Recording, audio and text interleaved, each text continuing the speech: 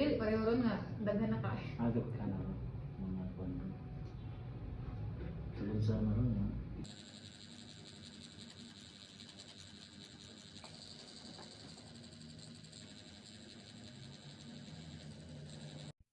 believe gyud pug ko aning atong mga client nga gikan pa sa Lagyo mo bisita lang diri sa shop para magpatato.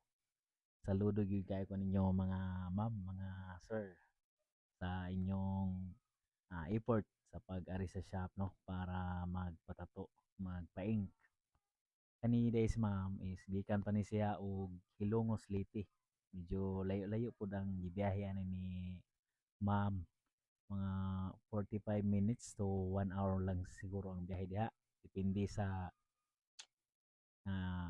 imong sakyan kung kusgon ka padagan or unsa ba.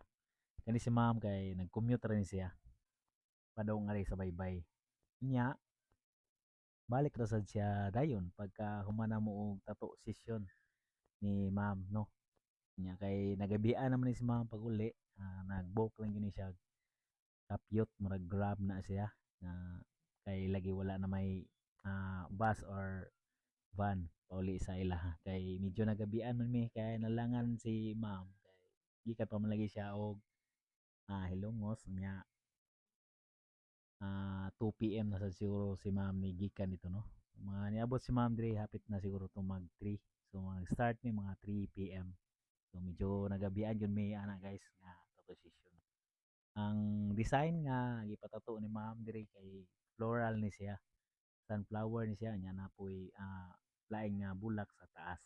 Bali armband ni siya ang sa center nya ang sa ubos nga part ang katong sunflower then ang sa taas lain sad na bulak nya black and gray ang atong hira ra diha kay mo manay requested sa atong ma'am para sa iyahang tattoo.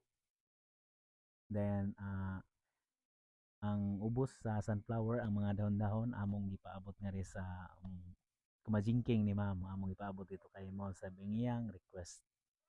Quintilisi mga atong gigamit diha 5RL ang atong gigamit para sa shading nya ang atong sa lining nato nagamit ta og 9RL nga cartridge needle.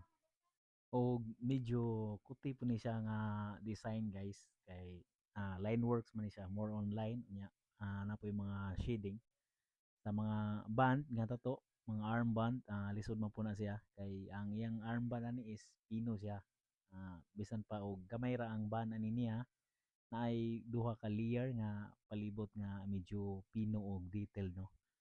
So lisod itato ang armband diferensya ra man siya sa kanang mga flat surface nga tato kay kinahanglan man gyud tao sentro nga palibot gyud nga straight. So medyo lisod na siya ilapat sab no. Sa panit kinahanglan na og tarungon gyud natog maayo sab para ma-plaster siya maayo sa bukton sa ato ang client. Diha nga part na ta sa taas na human na ta dito sa part nga ubos dito sa may sunflower. Padaw na ta mahuman diha nga part no. So more to guys, daghang salamat sa mga client nga mga nakasuporta kanunay diri sa Yunel Tattoo Studio no. Thank you kayo ninyo, mapasalamaton ko ninyo sa kanunay. So more to guys, bye bye.